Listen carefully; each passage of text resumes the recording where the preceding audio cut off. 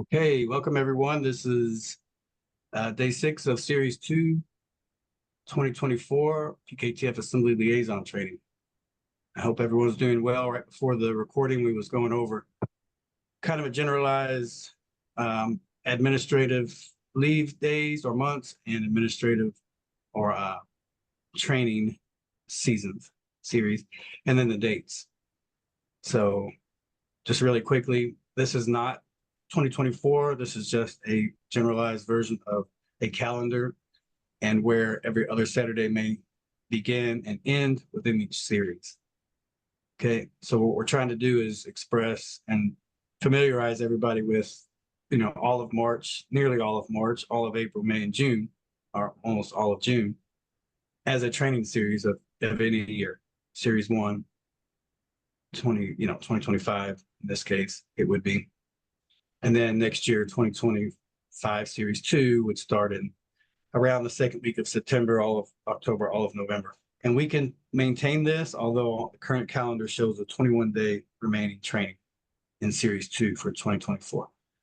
So we can definitely produce content and beyond October into November, which gives us, at least 3 more training days. That's probably off our countdown. Again, we have 21 days showing left, which would only take us through 2/3 through October. So that's where we're at. We have some things to talk about, everybody, tonight. But let me start off before I share screen. Does anybody have any caveats from last training day, any updates? Any concerns from your assembly regarding the role of liaison? Any updates at all? Oh, I forgot about that. Ralph Moore asked the question, but then he answered it. He said, "Is there any way that people can use their AFD accounts for that?" And I said, "Well, I hadn't heard anything about that." He said that he had heard that people that were vendors on the list, they've actually been able to use either AFDs or credit or whatever to purchase things. And the question was, is there any way if that, I guess it would be the manufacturer could be placed on the list. I'm not exactly following the idea, but could there potentially be a way that if the manufacturer is on the vendor list, could Americans that are status corrected purchase their D10 walkie-talkie radios using their AFD accounts? Yes, Paul, we are working on that. Actually, that's part of the network enhancement that's taking place. It's happening as we speak. So all of these recent developments are occurring in real time. So he must have got that through Anna or something, right? Maybe. Okay. Now that's a little bit outside the realm of PKTF, but it is a vital part of our Peace Bridge network. We have a desk version or an in-office version, and then we have a mobile version. The mobile version you're referring to deals with hardware, and those are the radios, and that is a American vendor and a foreign distributor or foreign manufacturer. Right. But it is an American network provider. So all of those things combined, yes, our American vendor is working on those details as we speak. And in fact, I have a meeting with the parties that are offering both the network, and I don't think we're meeting with the manufacturer, but we are meeting with the network provider tomorrow. So we'll ask that, or it's already in the works, Paul. I'll be sure to, I guess, write an article about that, whatever we find out. So great question. And the box that it came in, I know they said the radios were hailing from Nevada, but mine actually shipped from Hialeah, Florida, which is down by Miami. Right. Yeah. If people order from the distribution website, they will receive it from I guess, a warehouse supplier, those who have them near. But if you purchase them from our vendor, you'll receive them from Nevada. Great question. Anybody else? Any scenario updates? Anything taking place in real time dealing with anything regarding peacekeeping? Do you have any new sheriffs? Do you have anybody interested in the Continental Marshal Service? Do you have anybody besides yourself interested in PKTF Assembly Liaison? Or do you have someone interested in chairing your Assembly Militia sub-pillar? Joe, this is Farley on Pennsylvania. Hey, Farley.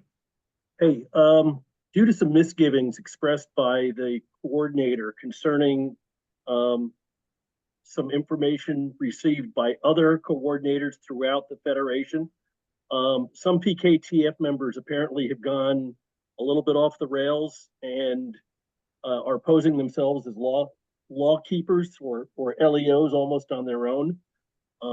So it's starting to become an uphill battle already with our assembly as to what our real purpose is.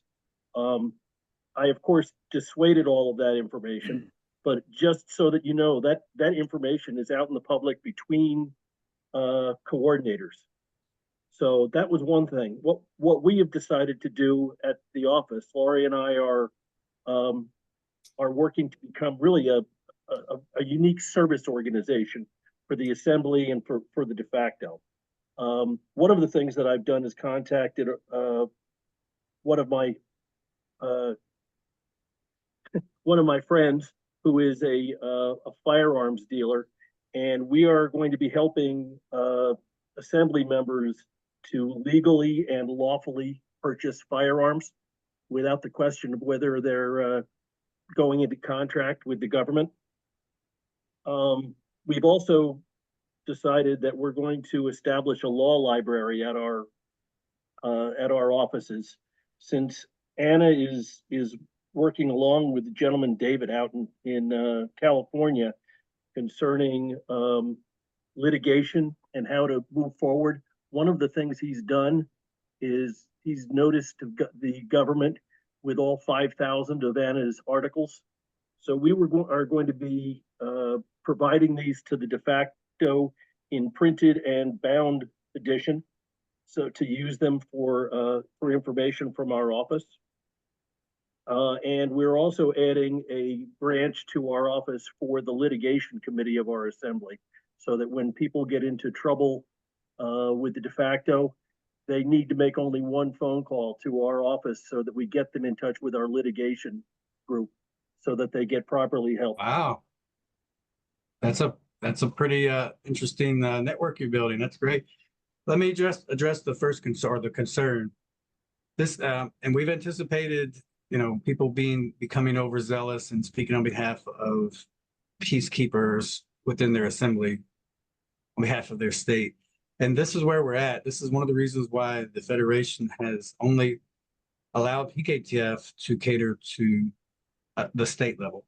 So, by process of elimination, anybody who's claiming to be a PKTF liaison on behalf of their county, if they're not meeting here, and if we don't have their information, we're already primed to verify who is and who has and who has not provided an enrollment form, which allows them to attend these meetings in real time.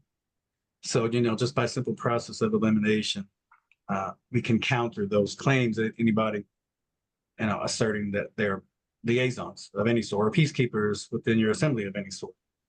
So, do you have any more detail about what those other coordinators had mentioned?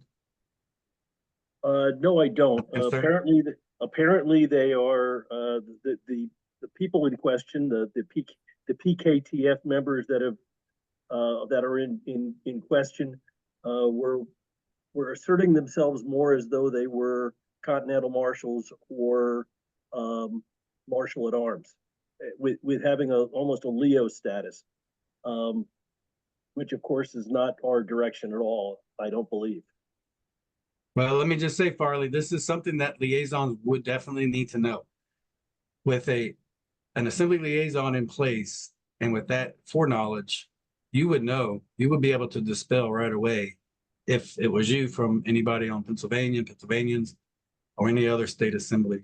If they had an assembly liaison, they can confirm, and that would be the first, probably the last avenue needed to confirm or deny any nefarious claims, or anybody of a PKTF, anybody within the Continental Marshals to any degree, because liaisons will become familiar with who are the peacekeepers on their state.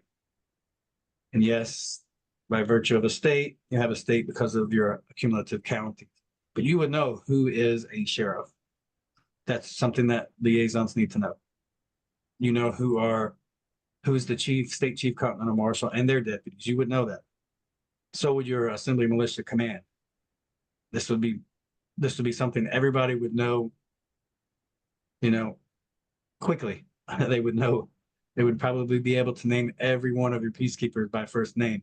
That's how coveted this information would be to your assemblies. They would need to know, and so would you. So, but that's great. That we'll go over a little bit of that tonight.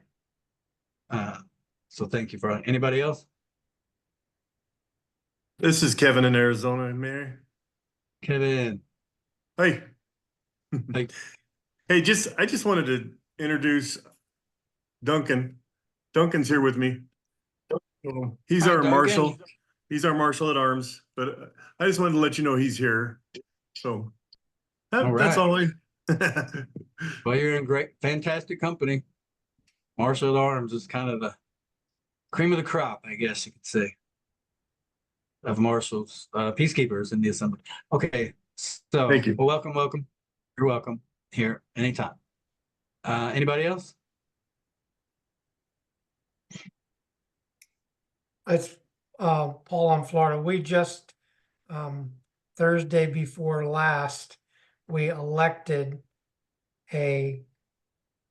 our marshal at arms, our first, we got to get that squared away. And her name is Tabitha Benton, and she is an amazing woman, and she really sees the big picture and really wants to bring peacekeeping and training to our state.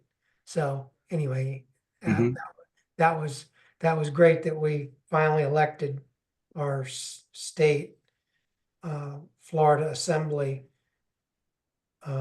Marshal at Arms. Yeah, well, again, I'm a little bit shocked that Florida hasn't had one yet, but that's fine. Yeah. Yeah. We have one for our county. Being that you're that far along with status corrected populace. But okay, thank you, Paul. Anybody else? And then I'll go on to just share with the most recent development on our news site. Anybody else, Kathy? Sorry, See any hands no, there's no hands. Okay. So go ahead. All right, great. All right, so as far as our outreach goes, and as far as affiliation goes, we have achieved a firm movement forward, progress forward, positive momentum in the realm of nationwide outreach.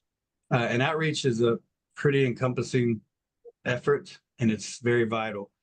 I believe the only other committee participation that PKTF has would be through provisions, which is part of your assembly militia, and then your assembly outreach. Usually, and again, I'm just going off of experience from other assemblies. Outreach usually has a joint committee relationship between General Assembly outreach and then assembly militia. So outreach is great, and we're now working on other outreach that PKTF can assist with beyond nationwide outreach that this page offers, and this is an affiliation. So The nationwide outreach meets every month, once every month.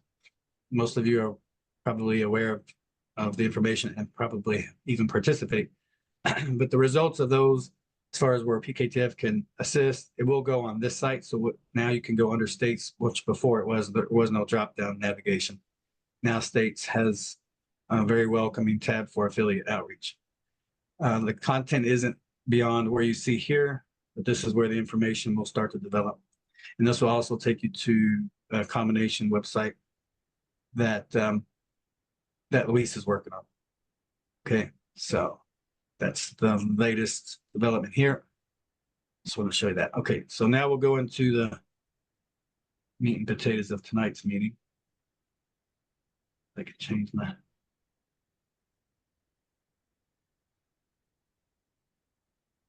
There it goes.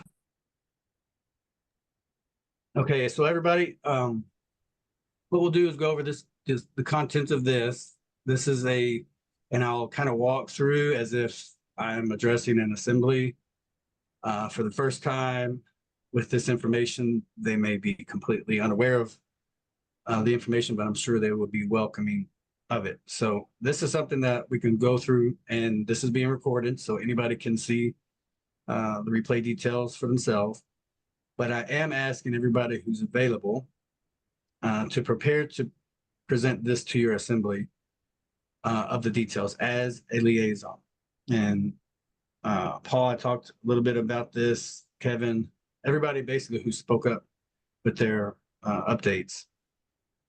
This presentation falls in line with exactly what you're working on. And it also helps to fill the gaps of where your assemblies may be suffering from. Let me see here. So it's a 4-page outline, basically, is all it is.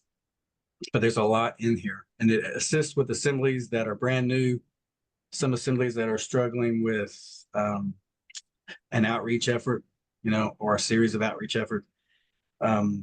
It helps with internal conflict. It helps with decorum. Helps with a ton of things. It helps with county assembly build out in terms of peacekeeping and coordination. So we'll go over the details. We'll talk about it, and I'll read. Maybe ask a couple people to read. It's just four pages, like I say. But if anybody has any question about what is shared here and what the intent is for you all as an opportunity to share with your assembly, you can stop us anywhere at any time while we're reading. But the basic purpose and intent is to equip all American state assemblies. I'm up the top here, in need of guidance regarding conflict resolution of internal matters. Now, this isn't just conflict resolution, as it is also for General Assembly decorum. Okay. Let me go ahead and have somebody start off reading, and I'll pick up. I'll pick up where we emphasizing priority 1 and priority 2. And there's only 2 priorities in this outline. Let's go ahead and have somebody start reading, if you would, please. I'm right here. I can read, Joe, to start where it outline. Outline for the limited role of the Peacekeeping Task Force, PKTF, in facilitating American state assemblies regarding internal peacekeeping. Introduction. Overview of PKTF's mission in supporting new or reestablished American state assemblies. It is important to establish internal peacekeeping entities for stable American assembly operations. Obligations of PKTF, new and re-entry assemblies. Facilitation of entry or re-entry into General Assembly meetings. Ensure a smooth transition for assemblies entering or re-entering in session meetings. Guide procedural and operational best practices. Thank you. Yes. You're welcome. Yes. So again, this is something that the Federation had hoped that and anticipated the first peacekeeping task force directors would have provided to every state assembly. And this was back in 2021, right there. And in early 2019, the first quarter of 2019, this is where the assemblies really started taking off. So it was a great opportunity for the Peacekeeping Task Force to come in with this introduction, kind of a services introduction, something that the assemblies, to help prime their growth and their decorum with their growth and their, inevitable internal conflicts that they may have, and helping to provide that as well, which is the ombudsman service. But since this was not provided up until just very recently, the assemblies have majority of the assemblies have struggled with both decorum and internal conflict resolution. But looking at in hindsight, it seems that even the Federation had anticipated that as a growth opportunity and a fact-based opportunity, a result. The assemblies had attempted to self-govern and to provide decorum without the use of a marshal at arms or the services of an ombudsman. So many assemblies to this day are with partial internal peacekeeping or without at all. But a good amount of them have both already. And it can be better based on what we've seen. But again, the first priority, this is something that you can bring to your assemblies. And I don't want to go around the room and ask everybody here if they have a marshal at arms and or an ombudsman service. But nevertheless, they need to know that they're encouraged to strive for those entities, those offices and appointments, or they will struggle, and when the time is most uninviting, I don't know, which is never, it's never inviting to have those issues, but they do occur. So it would behoove the assemblies to move ahead into those positions early, very early. But when you do have assemblies, for instance, Michigan has suffered a couple of setbacks, major setbacks, but they've reassembled and they've struggled and they've learned, and now they're fast tracking these priorities themselves now, and that's good. Other assemblies that are working towards the progress of internal peacekeeping and learning the roles, especially the role of ombudsman. They're learning how they work together, both ombudsman, marshal at arms, and ombudsman. But nevertheless, this is something you can break down, condense, deliver to your assemblies, however you choose, and just let them know that the Peacekeeping Task Force is here to help, because we're aware that these services are in need and that they are internal to your assembly, where the Peacekeeping Task Force is focused on validating the proper, lawful, peaceful approach towards your sheriffs and their sheriff's deputies, your state chief continental marshal and their deputies, your assembly militia, state border defense. These are things that PKTF was designed to help assure and validate, so that the state of states, subcontractors and their federal enclaves, or their federal overseas, do not see our state assemblies as anything but non-confrontation, non-belligerent is the word. So here's the first priority: prioritize the election and installment of a marshal at arms. The role is to maintain order and decorum during meetings, ensuring respectful and productive discourse, emphasize the critical nature of this role in preventing disruptions and maintaining stability during agenda-driven assembly pillar meetings. And it is important to have agenda that drives your assembly militia or your general assembly meetings as a marshal at arms. And these are some of the things that the Florida Assembly, you said Tabitha is the marshal at arms. She'll learn these things.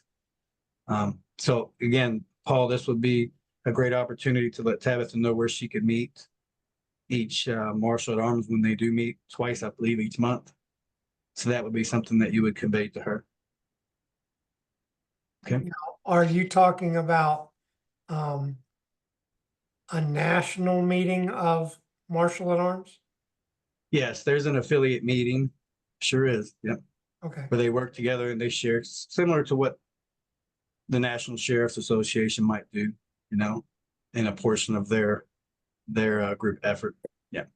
Yeah, but there's a meeting like that, and there are meetings and trainings like this that help to lock in some of the things some of the information relays that you as liaisons can provide to your assemblies. And there are numerous really great information flow opportunities that as your assemblies learn to know what the liaisons offer, which is the PKTF side of what your state coordinator offers your assembly through the federation.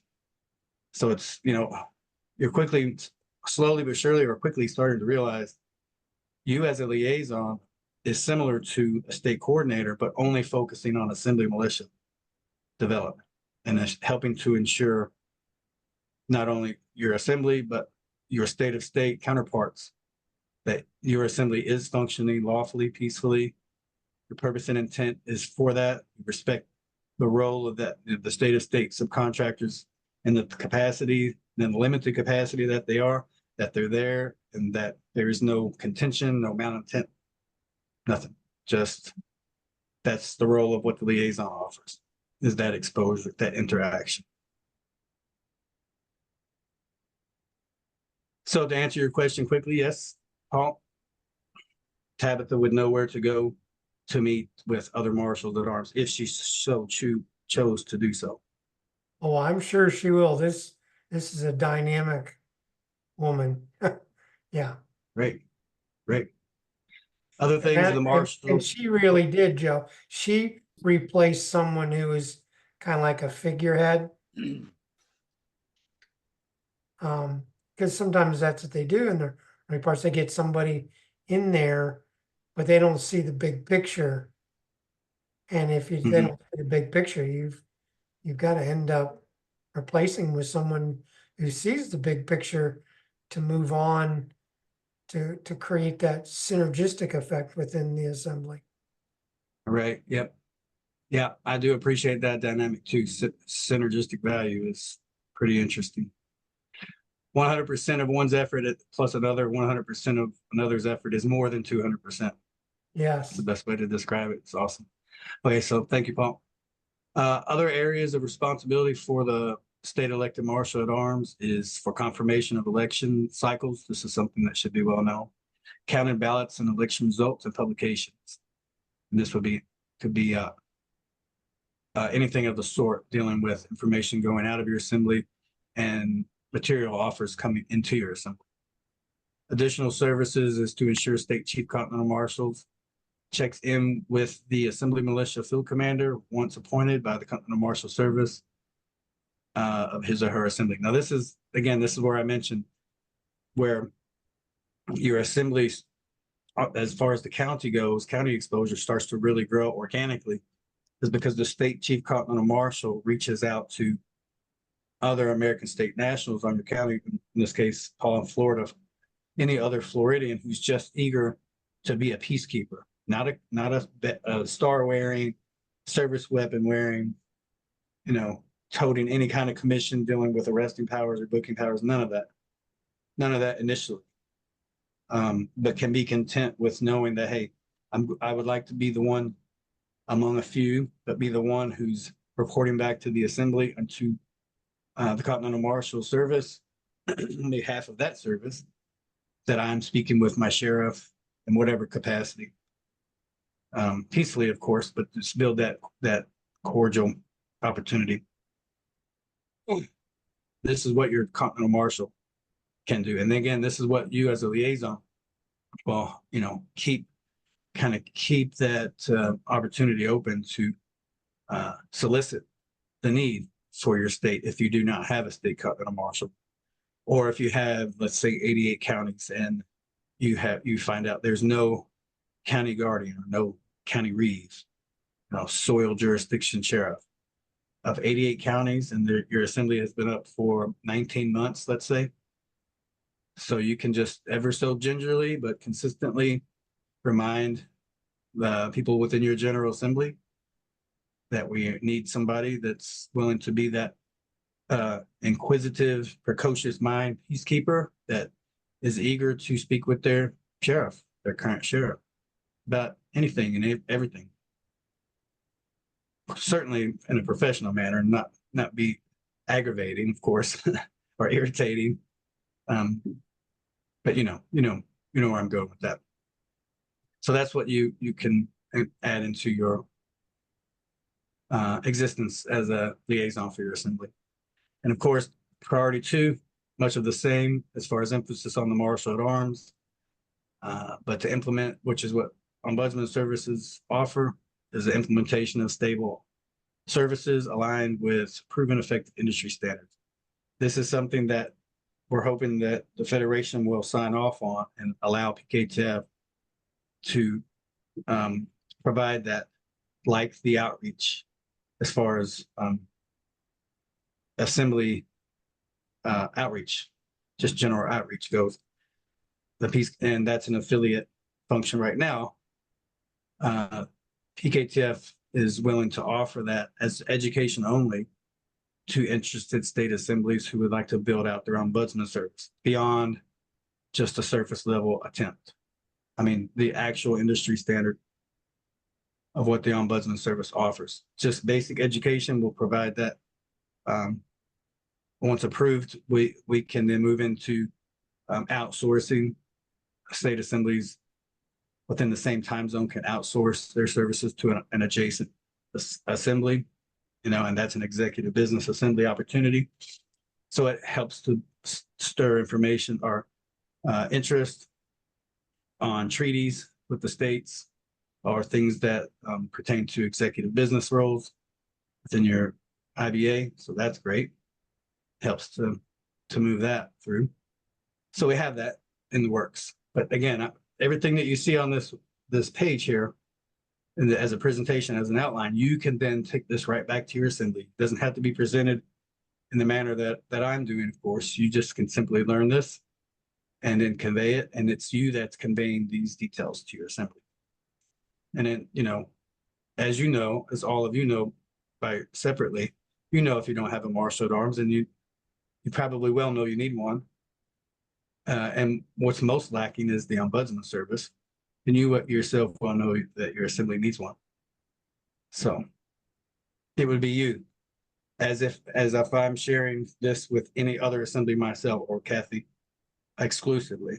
Now you, as that synergistic value that Paul was just talking about, you're actually providing what PKTF is chartered to provide, these essentials yourself. So I hope that makes sense. Joe, Main role can is, we ask go any ahead. questions? Or should we just wait to the end? Well, let me get through this first. Okay. Hopefully it doesn't sway Okay. too far from what we're talking about. But the main role of the ombudsman is to address grievances and facilitate conflict resolution within the General Assembly. To highlight the importance of the service. Transparency and trust is what the entire assembly is working towards.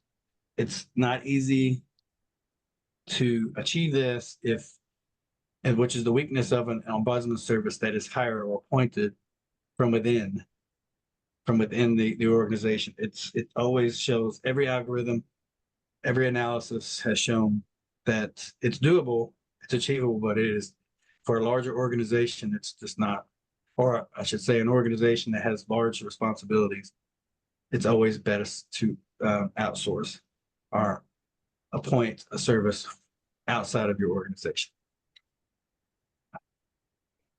And these are some importances.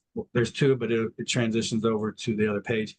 I'll pause here, Paul, after I mention this the importance of internal peacekeeping. We have examples of breakdown and decorum. So now we're going to talk about both. These are just some examples of breakdown in decorum, which is responsible, the martial arm being responsible for that, and conflict resolution being responsible, maintained by the martial arm ombudsman service. Go ahead, Paul. Well, there's kind of a story behind it, but it preaches the message pretty well. When I first became a county organizer, of course, I mean, I didn't know anything about anything, and I didn't know how to be kind of like what the ombudsman would have done within the county. And of course, things kind of got out of hand and someone got a serious timeout. And I didn't actually do it, but somebody else did later.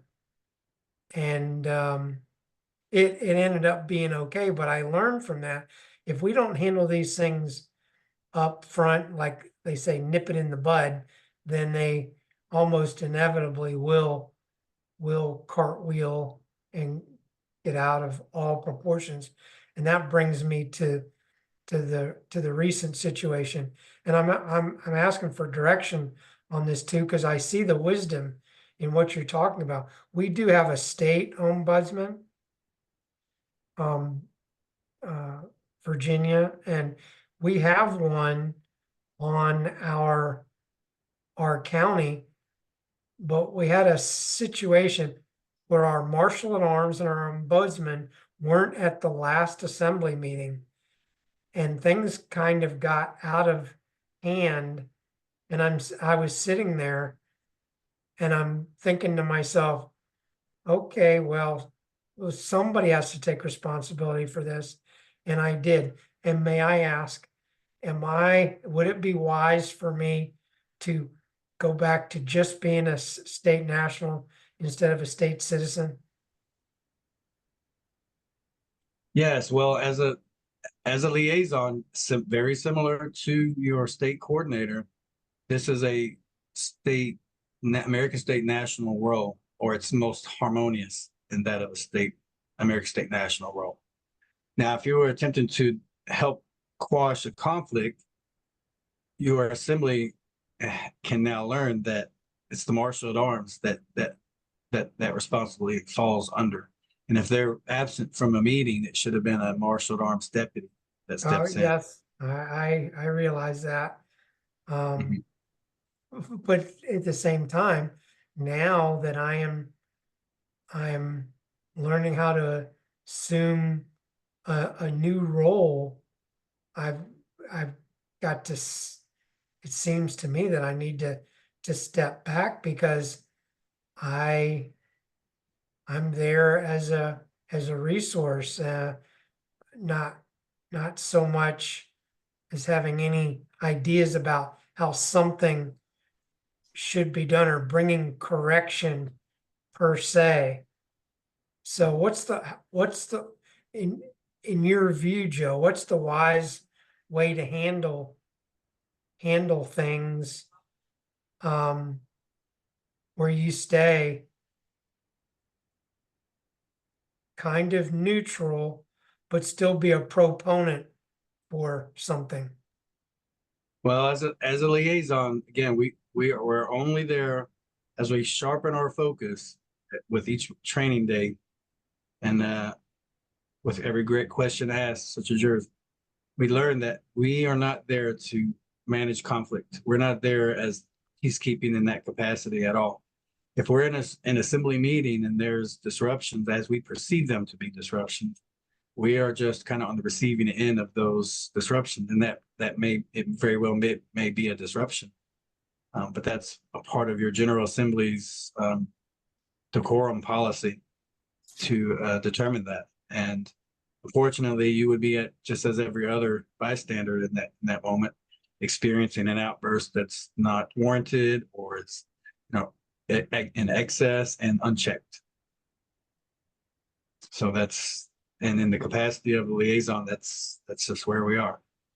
And if we even attempt to assert, hey, and then they learn that your duty or role that you've taken on is that of a peacekeeper, then they may inadvertently turn to you later on, thinking that that's something that is your role when it's not. Yes, I was aware of that, and obviously there's nothing like learning it at the time, because we learn more by our mistakes than by the thing. But I realize For that. sure. And it's great, Paul, you asked this, because again, these training meetings are being recorded, and anybody having a concern later on or at this very moment and happens to replay these trainings can see that, and they'll learn because of the scenario that you've lived. So let me get through this, Paula. I can get somebody to read. I'll go right back just really quickly to and these are some examples on the next page, examples of breakdowns in meeting decorum and conflict resolution. Would anybody like to read? The top right here.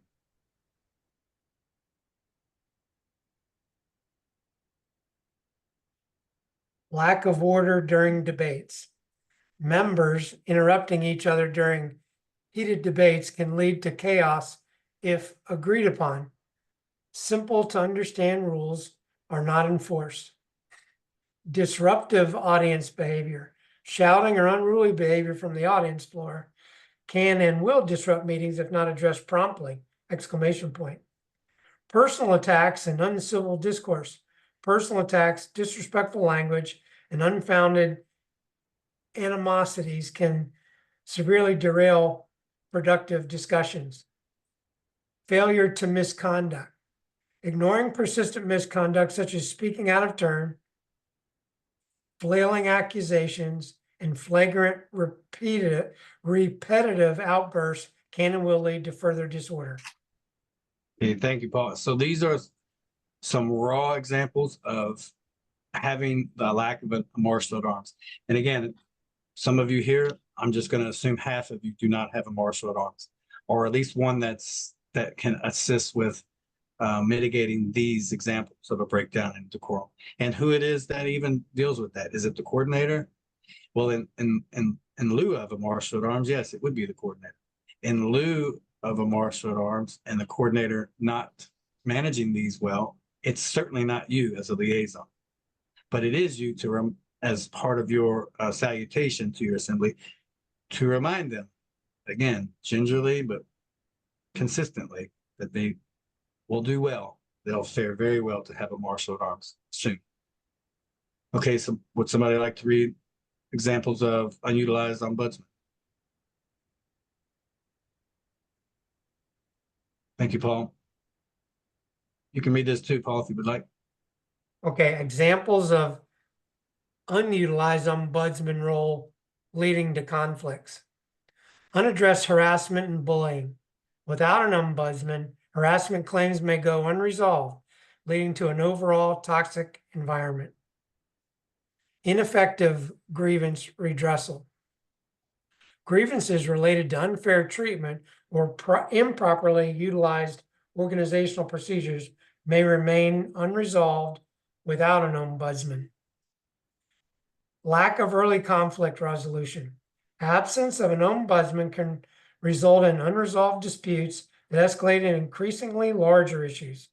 These same issues, by default, often find themselves cascading onto the floor of the General Assembly, leading to inevitable unrest and crippling decorum disruption. Overlooked elected officer or sovereign concerns.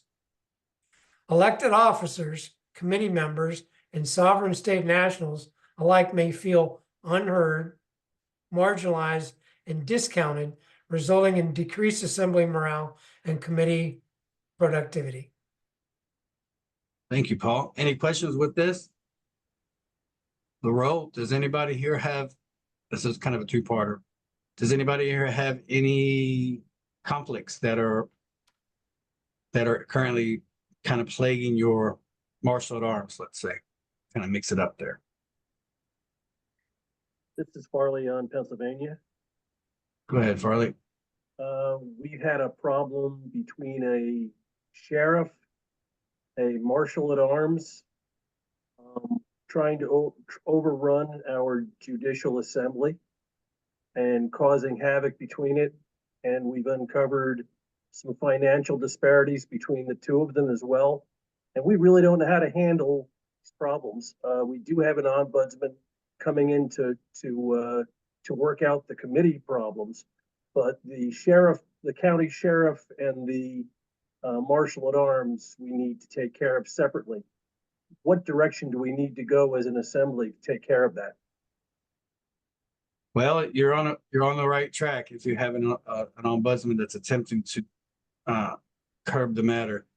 The issue will be is your ombudsman will learn either the hard way or sooner that any issues that they may have that may be brought to them in confidence, if it's not countered with a policy, a written policy that your General Assembly has adopted, then your ombudsman will then, that's going to be the result of their confidentiality meeting in confidence. Now, if there's something as an outburst on your assembly floor that had gotten out of hand, I should say, that will be the result of the marshal at arms. And if there's an issue of decorum, now you kind of have a dual situation.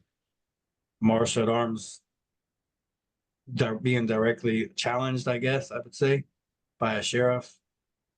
It shouldn't go too far at all. It should really be, the advice would be, in your future policy would be written, if somebody's going to address anybody, they should do well to address an office.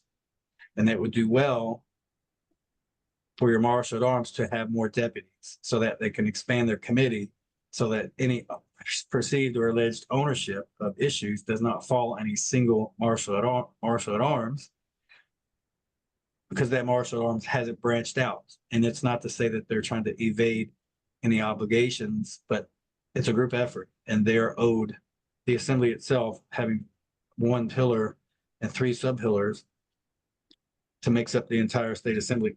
They owe it to themselves to work as a group, as a team, as an office. This is what it is. So, you know, that sheriff in the future could address the ombudsman committee perhaps directly. If there's any accusation of somebody singling anybody else out, the General Assembly, generally speaking, is not needing, they deserve to be shielded from that accusation, because it spirals out of control. It's just the dynamic of accusations. But accusations such as that should be addressed, but it should be addressed in confidence, and that let those who are responsible for them furthering that concern back to the General Assembly, so that the ombudsman can address concerns that they may have had in confidence, or that they may have observed themselves. And it usually is always a lack of policy. That's usually where the assembly, I should say currently, this is usually where the issues are realized, is that there is a lack of policy, period. That was a really long Joe? way of helping to answer your question, but yes, go ahead. We have another hand raised. Go ahead. Nicholas? Do you go ahead, Nicholas or Nick? Nick is fine. Thank you, Kathy. Hello, Joseph. Hi, Nick. So this is a potential future conflict. It's an existing situation, but it could definitely become a future conflict. And that is if the former state coordinator, Paul Douglas Peterson, were to seek return into the Michigan Assembly, General Assembly. That would be a definite upheaval within the assembly as it stands. That's a great point, Nick. And you know what? That's to get ahead of something like the situation. You have content, or your assembly is privy to content that could, you know, and it's a pretty heavy allegation, first of all, but it's a great exercise for your assembly to build a policy that can endure, you know, heavy allegations that were levied against even the Federation from certain people, you know, in that realm, who may come back into the assembly. It may be that, you know, based on those allegations and those evidences, that someone wanting to come back into the assembly would have first sought remedy from those who they've accused before re-entering, you know. And this is just something that, again, that the various committees that are charged with shaping your policies, you know, and bringing them to the assembly General Assembly for adoption. And there's you have great momentum for that. You know, that's a real world scenario. So.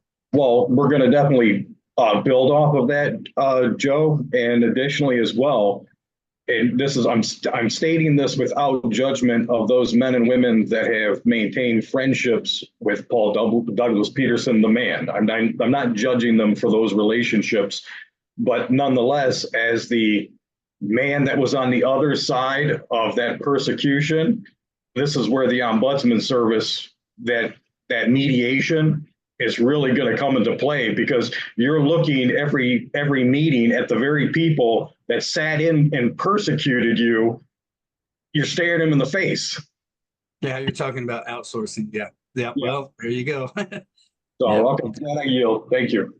Sure. You bet. Let me see. Nick, since I have you here, let me see. Let me see if I can. Well, we're towards the end as preparation shows the end. We'll open it up for questions. Never mind, Nick. I don't need you here to read, but let me go ahead. Thank you for that. That's great. Yeah, that's great. Great scenario. That's a way to turn a frown upside down, which is I always like to say. It's always a way to do that, as long as we strive for it and want it. But yeah, so again, priority 1 and priority 2, this slide is for assemblies, for you yourself as a liaison in training with the Peacekeeping Task Force to help prioritize that. And once that is initiated, when your assemblies have been made known, especially by you, whether they know it to whatever degree or not, they know that that's something very integral. They need it, and they need it now. They need internal peacekeeping to be in training, to be in place.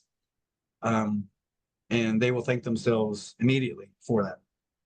The only issue then is, exercising the training that they receive and just learning as they grow, giving themselves room enough to make logical mistakes and strive never to make those same mistakes again, trial and error. But these are the 2 priorities that helps to make up and shape your oversight committee on each end of your oversight committee. There are some questions as who actually runs the oversight committee. Well, that's the General Assembly, and portions of your internal peacekeeping helps to galvanize your oversight committee. To what degree your oversight committee has as far as oversight in general, that's to be determined. That's for each assembly to adopt. But a large portion of things that may manifest into a criminal issue, that helps determine escalating meetings from informal to formal meetings, takes place through your ombudsman. Things that are plaguing your General Assembly, from your Marshal at Arms attempting to manage decorum, which then spills over into your ombudsman service, and then therefore taxing your ombudsman service, essentially taking advantage of your ombudsman service. All of these things could eventually lead into a potential criminal. You just have to use your imagination at this point. We don't have an actual issue yet that would lead to an oversight committee criminal organizational criminal issue yet. But this is something that your Marshal at Arms and ombudsman together can help shape and bring more vertical familiarity to your oversight committee. Hey, Joe. Marshal at Arms. Go ahead. I was just going to mention really quick that I put this presentation, you have a couple things in here that are new, but I put it in the chat. So in case people didn't see it, they can go in there and grab it. Yeah, Continental Marshal mentioning. Yeah, I think that's what it is. Okay, so here's the caveat. This is something that really helps, and just replay this meeting. The replay, as you will find it on YouTube, as many times as you need. We can even come back even 2 weeks from now, maybe quickly go over these details. Maybe somebody will have been confident between now and 2 weeks that has provided this information, maybe immediately, maybe during your next meeting, which I don't know when it is. And then wait the rest of the 2 weeks to see, hey, you know what? That was a great presentation, liaison. And as a result, now we realize that we need a state Marshal at Arms, a state Continental Marshal. Well, you need Marshal at Arms and ombudsman. This is the priority of this presentation. But as a result, now they also know, have a more appreciation for knowing that they need an augmented external peacekeeper for your sheriffs, and that's your state Continental Marshal. So this presentation, we can do that. But the caveat here is really where we can grow further, and that's the outsourcing portion. One state providing an outsource additional ombudsman, not your chairman, but additional ombudsman who can then, within the same time zone, can agree to service another state within your same area time zone. And this is being worked out right now, where we're just cracking the lid on this opportunity, everybody. So we want to move respectfully and see how many participating states would like to pair up with another state and really just learn the role of ombudsman at this point. But in the future, an outsourcing opportunity is possible. Okay. Let me go ahead. I'll pause for a moment. I'll just go ahead and read. Take a couple minutes here. Read this first caveat and then the second caveat, and then I'll talk about the second after a couple of minutes here. Go ahead.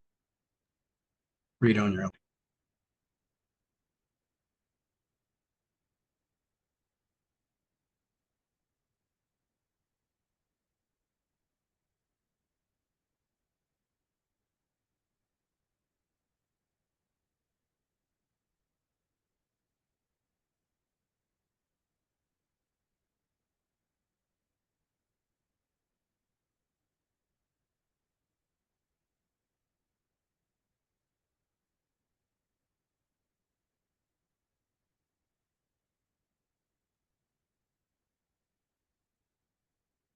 Okay, now the second caveat, this is the most important for PKTF right now, and I'll speak for myself, Kathy, and Luis, and the Federation in its entirety. PKTF and the Federation has received quite a bit of flack, and probably partially, rightfully so, but certainly not entirely. And I don't know who made the determination early on. All I can tell you is that the Peacekeeping Task Force, the first version, was supposed to be making their rounds to each available state assembly and providing them this information early on. And this was early part of 2021.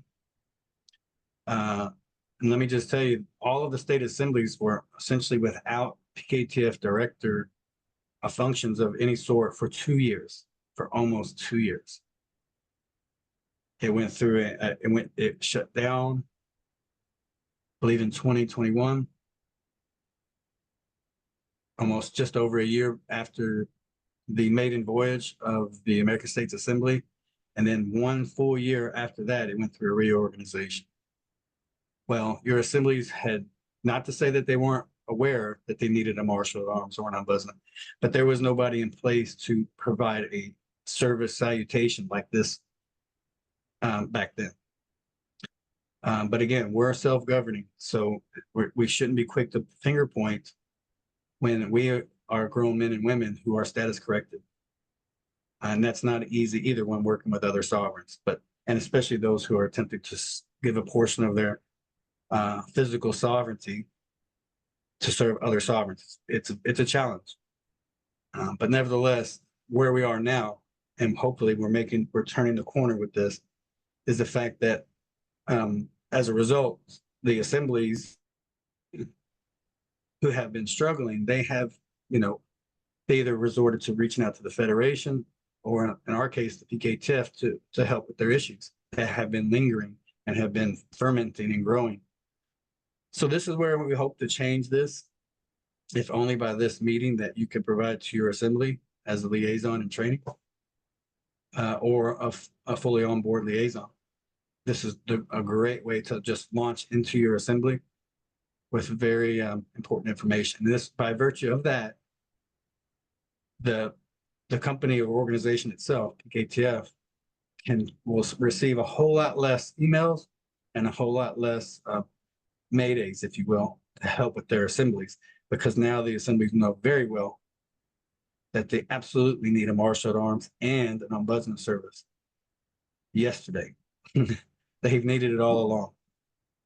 Okay, and you can be the one to let them know. So that's kind of where we are. And yes, from that, just same presentation also emphasizes this is what the liaison does with the PKTF. We need sheriffs on the counties, of course. Those sheriffs will then take on the responsibility of vetting and hiring their deputies. Your state chief continental marshal will be responsible for assisting those sheriffs with land and sea jurisdiction responsibilities. And the state chief continental marshal also deputizes on each county.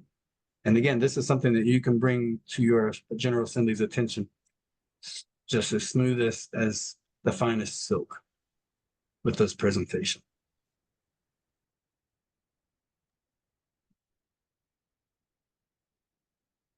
Any questions?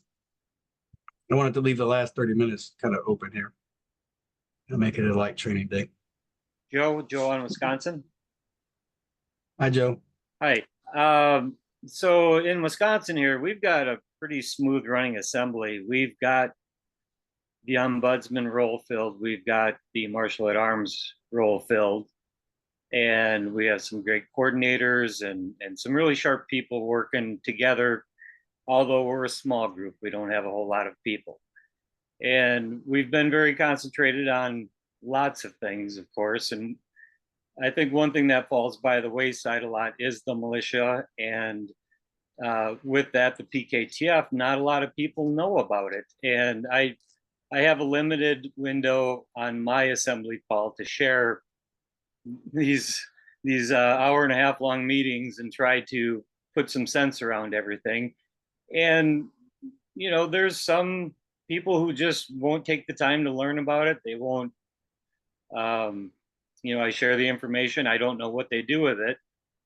I'm curious, is there any outreach coming directly from you to the assemblies, or is there something that maybe, you know, to help bolster the idea of the PKTF where I could invite you on to one of our calls? So that, you know, they can see a face to the Federation instead of me just sort of, I'm just Joe, I'm Wisconsin, you know.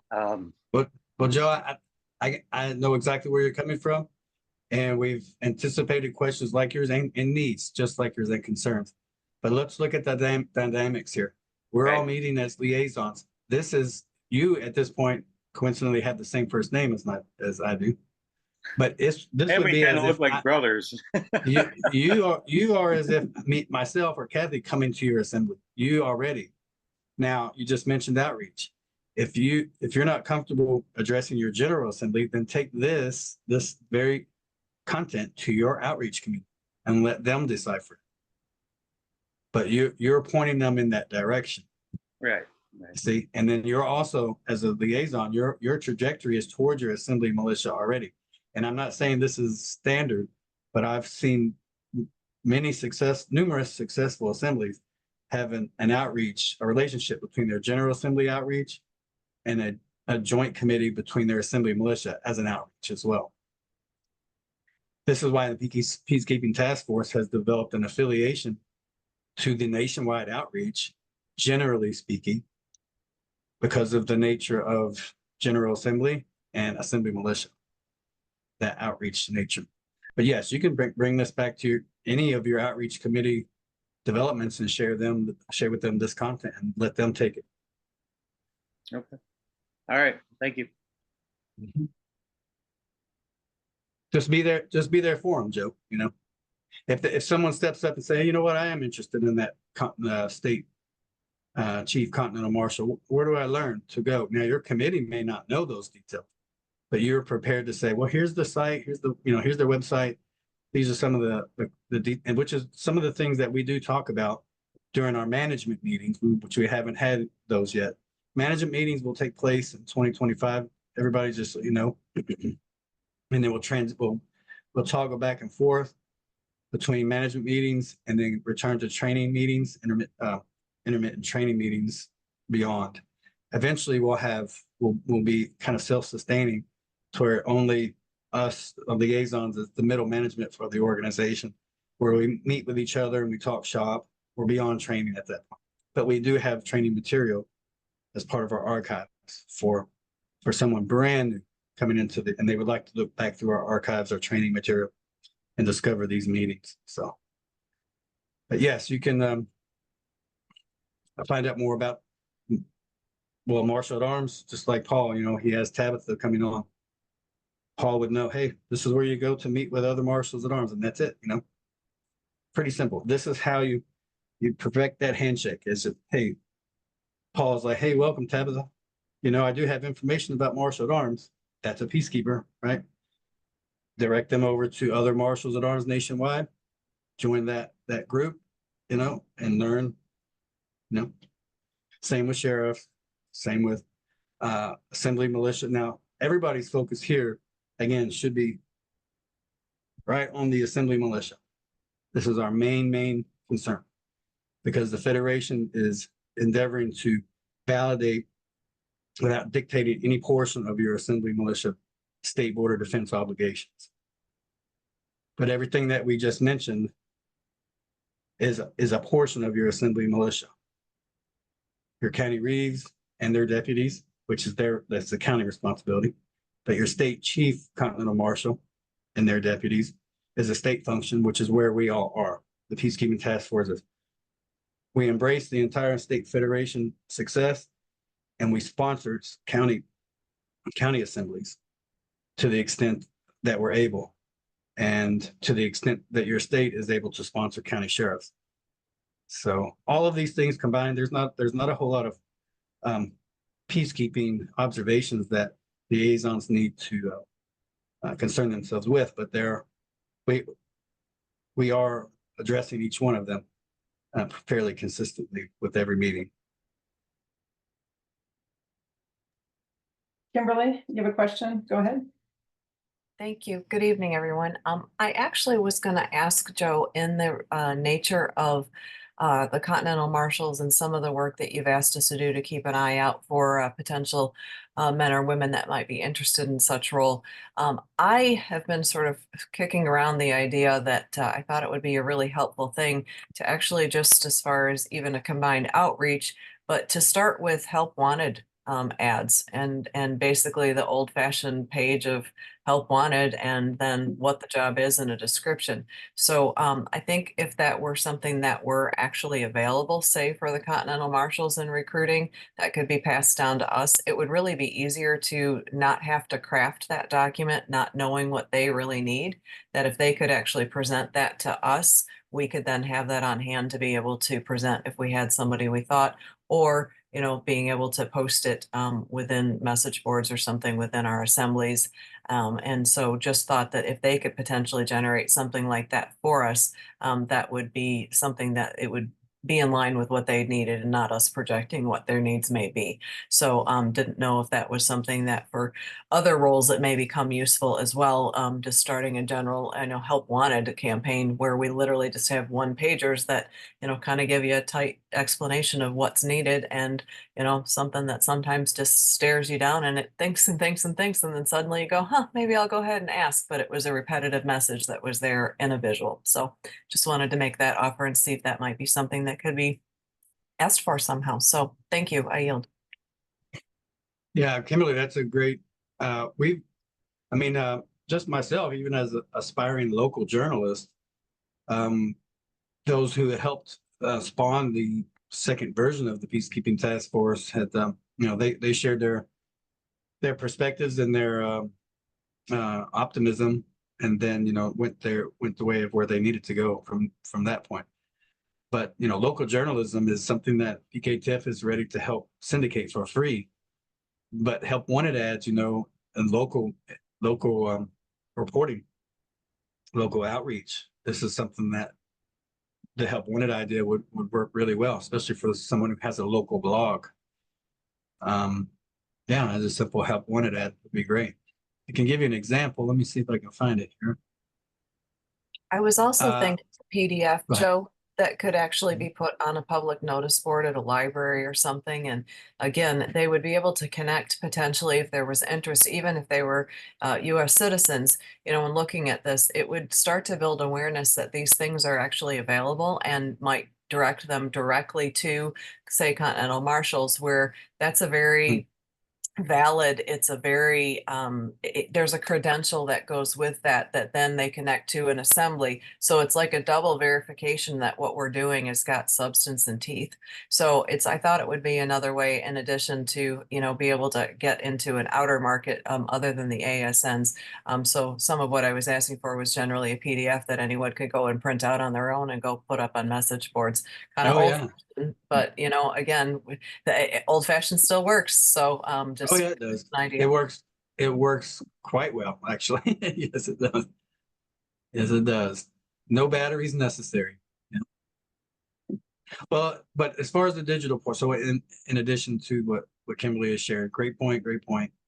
It is more costly and a little more time consuming, some would say, but so in addition to that, let's just use one of this. If anybody was wondering what the peacekeepers statewide, all 50 states, and then you see some of these states highlighted, a little bit of what Kimberly is mentioning. We're on the digital side of that with hopefully being able to provide, again, free syndication, blogs. I know Michigan has one or two aspiring local journalists in the works. So we wanted to get a little bit ahead of that in anticipation of that and help illustrate how effective it is to have a nationwide free syndication on this. And so we just built a shell. This is for instance, this is my state. You can go here and go right to the website. This section is for just some raw demographics. Anything that Assembly Kentucky may be famous for can go here. But here is the county section, 120 counties. And I just used mine as example because I am an aspiring journalist myself.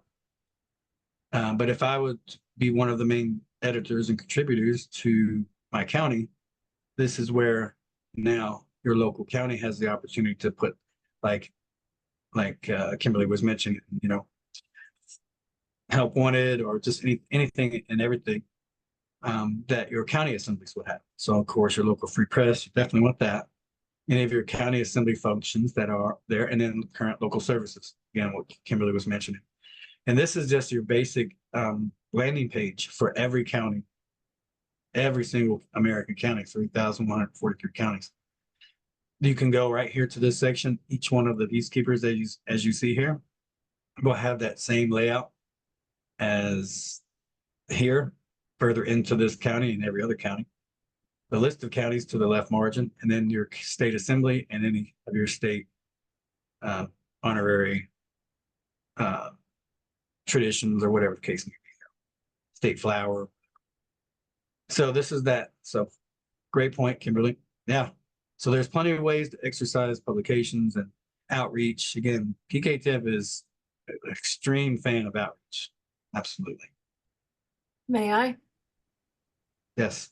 How will we access this right here, Joe, and be able to start to make use of it? Oh, just let I think Luis know. Luis can help initiate the syndication portion as an affiliate. We can build each website for each state assembly. I think I don't know which another one here.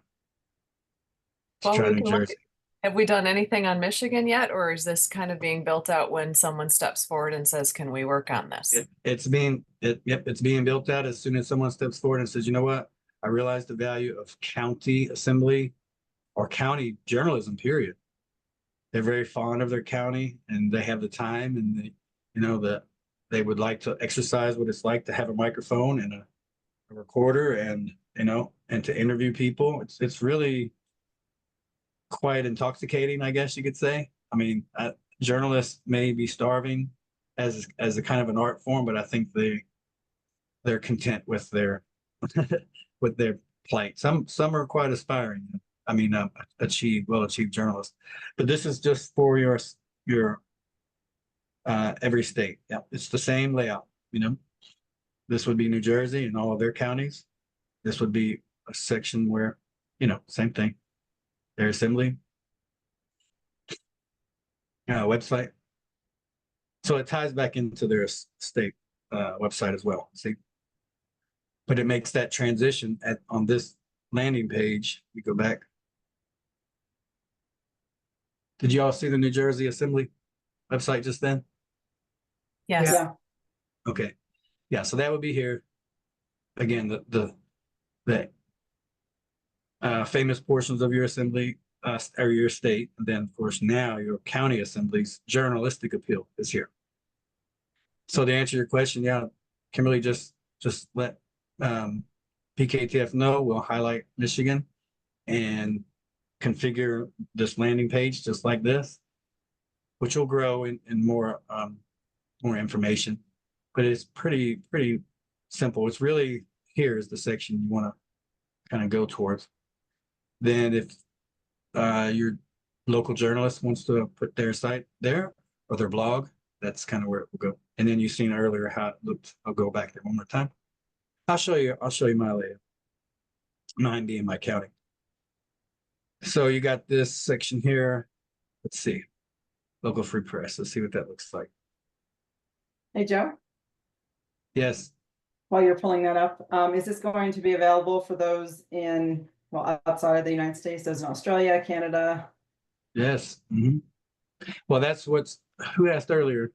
I think it was Oh, I think Mark, about is it Mark? maybe, no, I think it was Dolores. Dolores. Oh, Yeah. that's right, it was Dolores, she was asking about Spain. Yeah. So here's my little county. Quite fond of it. It's named after one of our presidents. This is Taylorsville. Pretty quaint, just like you would expect a little American town. It's quite American. It's not large at all. There's no need for a police department to be there, but we have one. But okay, that's something that's newsworthy. Why do we have a police department when we have such a quaint, small little town? But now here's a publication that caters to our entire state, which I really am so happy to receive one of these in my mail free each month. But this is called Kentucky Living. You may have a co-op or a magazine that offers this, and it does write publications about the cooperation that you have there. So Salt River Electric and other utilities are in here, but also there are Kentucky home businesses. So it's pretty great. Maybe you have something like this, and this will help just prime your county exposure. Things that you may have.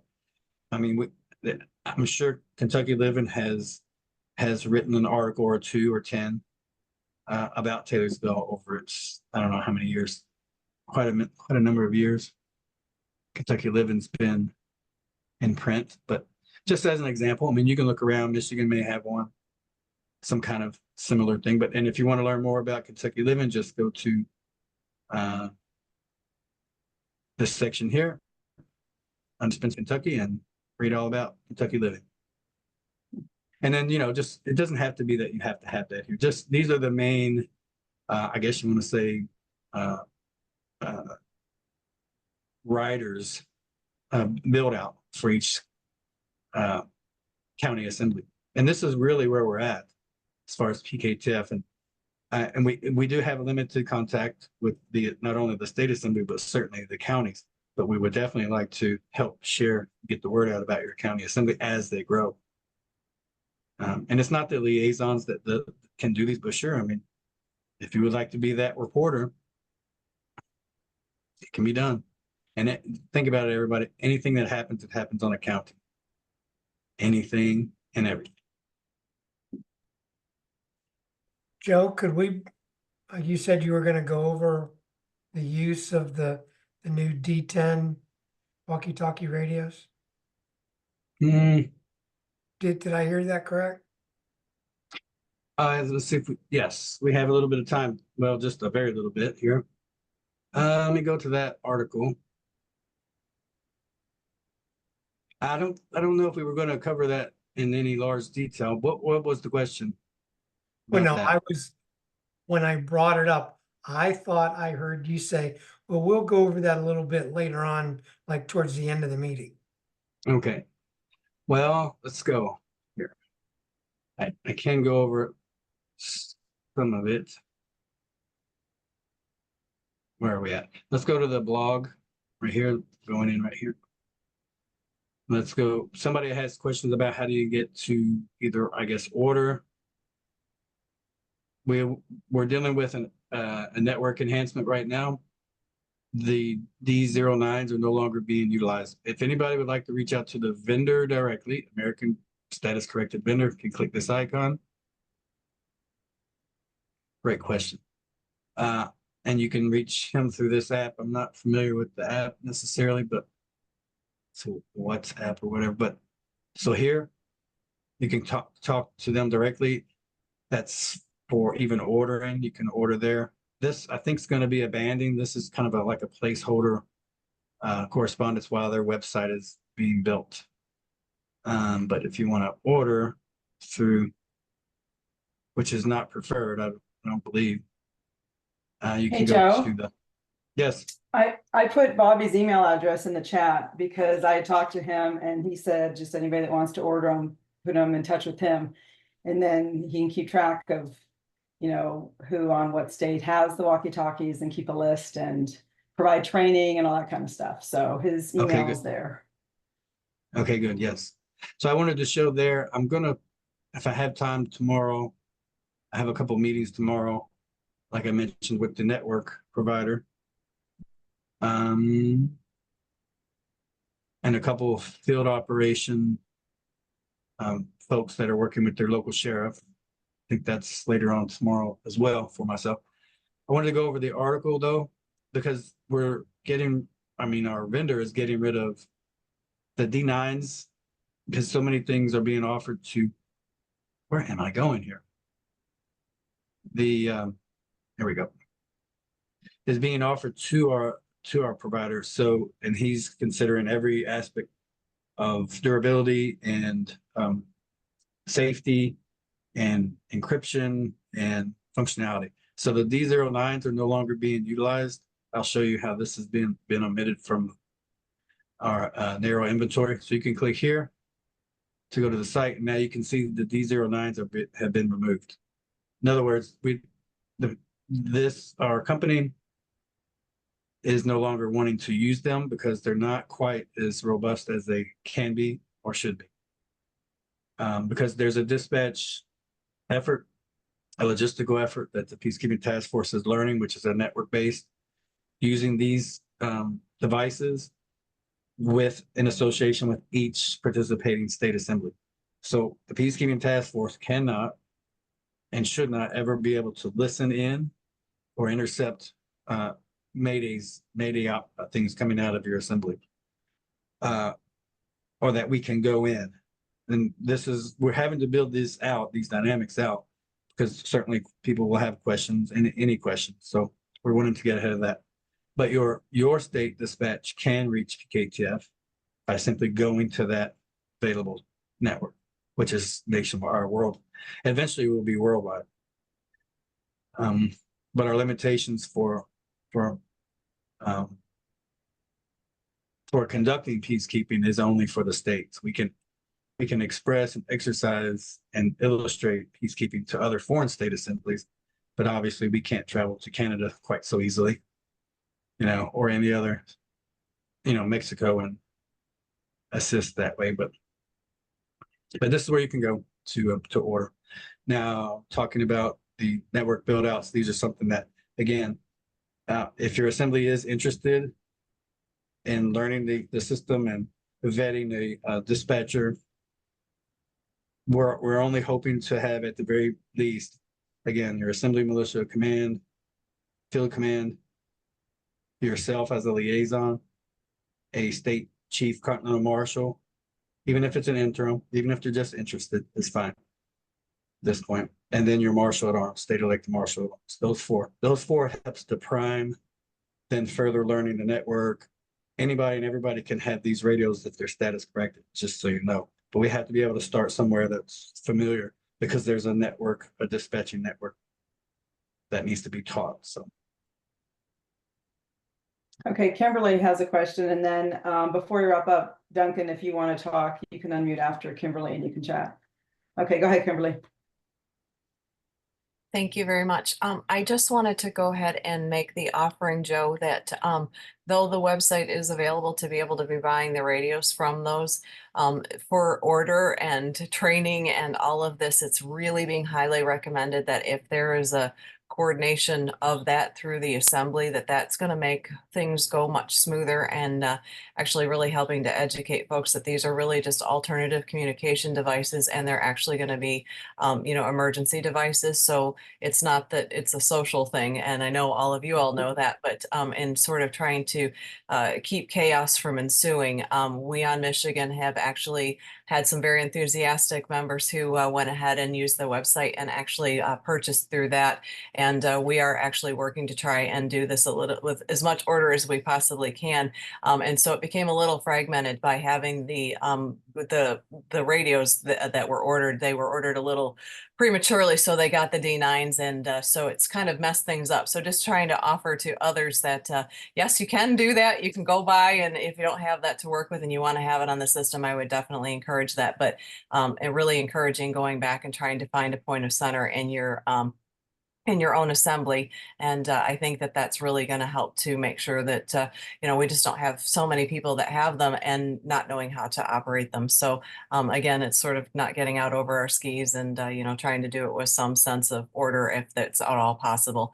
So having that random just available, being able to order, well, indeed, it is true. You can do that. It's going to be something that if you can actually try to filter through your assembly, I think that will make a much more orderly process. And if I may, just with the seriousness of actually these being used in the field active live now, we really can't afford to mess this up when we actually start working with this. So from my heart, I feel that that's a very important thing to really say. Though they are available, you really may want to come back and try to find a center point in your assembly to work that out. So we'll report on Michigan how it's going for us. And it's really a very exciting time. So thank you for letting us be a part of it. I yield. Oh, our pleasure. Yes. And I have a D09. I intended to have two, just so everybody knows. Of course, I don't need two at the same time, but I would like to definitely have a device, an emergency communication device that's already charged. I mean, they last for days. So, to have a reserve, and if I've always been that way. If there's something that I can have that's affordable and small, then why not have two? So. Yeah, so thank you for that. And we're really optimistic about this build out. Most people are anxious to get their hands on alternative communication where when they key up, they're talking with every status corrected people in their network. And this deals with your American emergency services and your peacekeepers in the future, your state assembly militia, all can be accessed from one device, and it's encrypted and it's durable. So Okay, Duncan, go ahead. Thanks, Kimberly, for the comment. Yeah, I'm the Arizona Marshal at Arms, and security of the state is part of my job. And I want to talk about an example of outreach.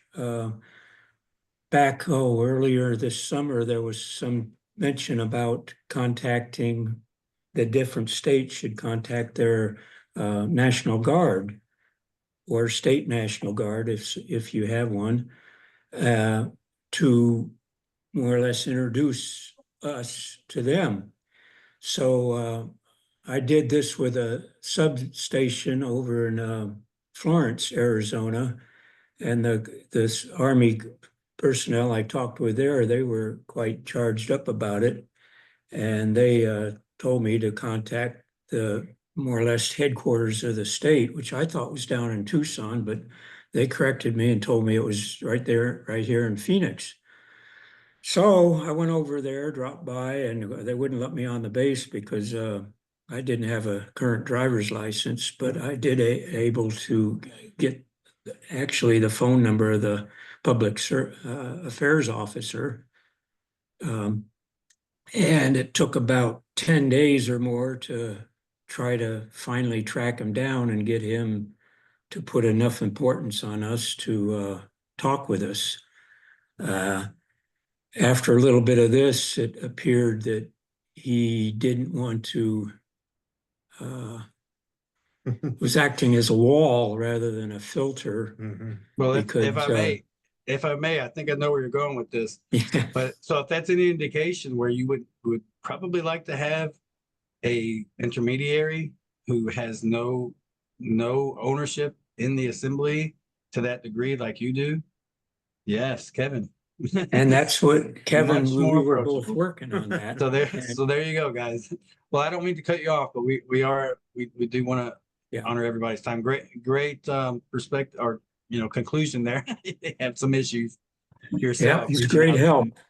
Yeah. Couldn't have So done it thank you. without him. Come back with us in 2 weeks, Kevin, and see where that had taken shape, maybe. See All how that right. goes. All right, everybody. Thanks for your time. It was a great meeting. We'll come back in 2 Thank weeks you. and we'll see if anybody has utilized the outline, their assembly, and come back with some positive feedback, hopefully. Good All right. night, everyone. Thank you. Night.